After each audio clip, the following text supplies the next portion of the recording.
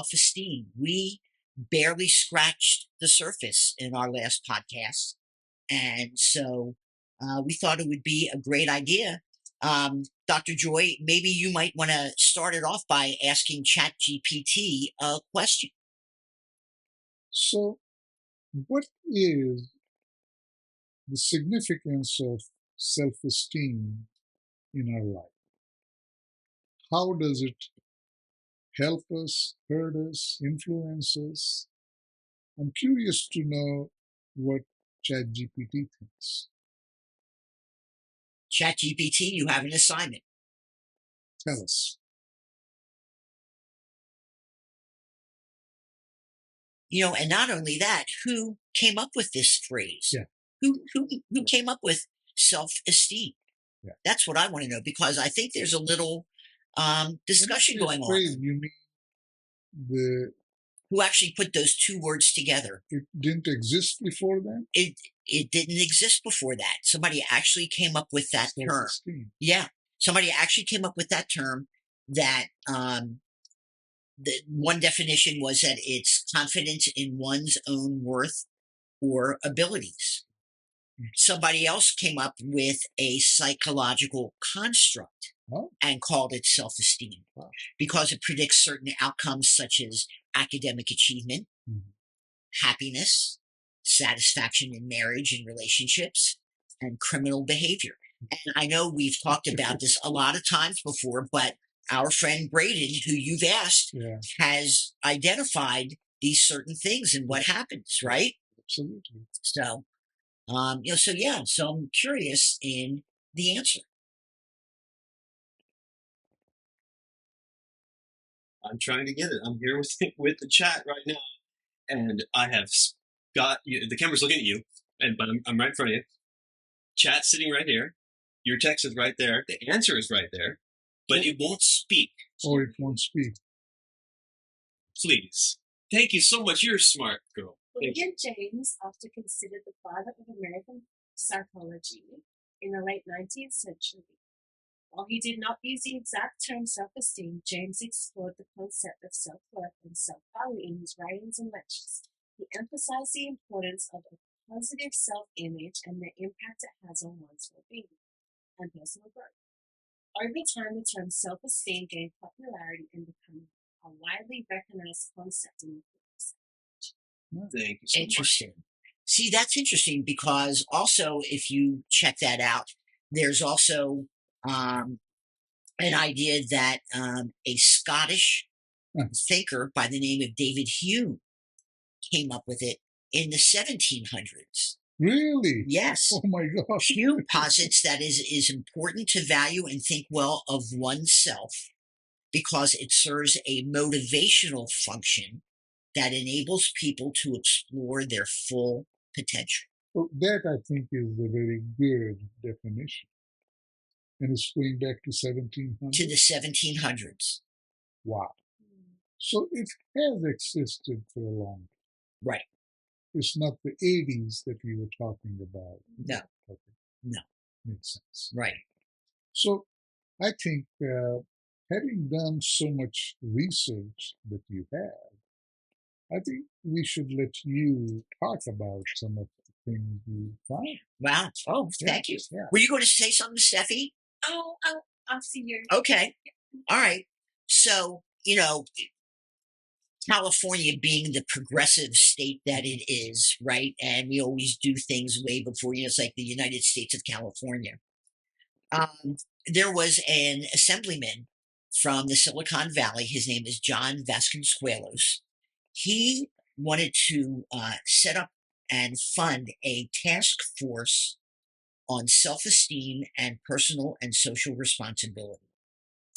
He argued that this task force could combat many of the state's problems, from crime and teen pregnancy to school underachievement. And these are things that we talk about all the time on this podcast. Yes. And this is a surprising one: pollution. Pollution. What does that have to do with self-esteem? Exactly. So he compared increasing self-esteem to giving out a vaccine for a disease. Disease? Yes. a disease. Hmm. It could help protect people from being overwhelmed by life's challenges. And it would influence self-esteem. It would influence self-esteem. So they set up committees in many California counties and formed a committee of scholars to review the available literature on self-esteem. The committee found very small associations between low self-esteem and its assumed consequences, ultimately showing that low self-esteem was not the root of all societal problems and not as important as the committee had originally thought. Ah, Your thoughts on that? you know, I am obviously of the belief that it is fundamental to anyone's success, but your research shows that it's not. So we kind of uh, have opinions which are differing from each other, which actually is okay because not everybody agrees on anything. Right. Go ahead, Seth. Can you tell us why you are opposing? Like, why are your beliefs that self-esteem is? Yeah. So it kind of is like a driving force in people. And like Gary did research, in my research in working on the book and writing it, and I did the research years ago, I realized the self-esteem was very fundamental to a person's growth and success. Meaning to the point that I believe that you could not achieve success without self-esteem. But Gary's research is showing that it's not relevant. So we kind of totally on the opposite extremes of that. But let's go back to what was you wanted to say something. Let's see what you had in mind. Before? Yeah, you said let Gary. Which is, in the book you mentioned self-compassion. Uh-huh. And I just really wanted to hear more about that because I think it's a great concept. Uh-huh. But I don't think a lot of people know. Well, see, it kind of goes back to we have an influencer in our group. Her name is Connie Rose. And this is something she talks about it later than I realized. Yeah, that I agree with her because that's the way I also self-compassion, self-esteem, self-love. They all kind of work together to the point that if we don't know how to love ourselves, it becomes a problem in being able to find growth or go where we want to go or succeed in life that we need. So being able to love yourself, self-compassion, self-esteem, they're all like brothers and sisters. They help each other in helping us feel confident about ourselves to achieve our goals. So self-compassion is having forgiveness Yes. of yourself and letting yourself. Yeah. Okay. Absolutely, because that sometimes also can be in our way of achieving our goal when we get stuck in the past and don't let go. Yeah. And then it drags us down, Yeah. So we have to let, and this is going back to one time I was talking about focusing on the positive, where you, end of the day, if you start counting your blessings, you start neglecting all the negativity that existed in the day. Because, well, every day you're going to have some stuff that you're not comfortable with.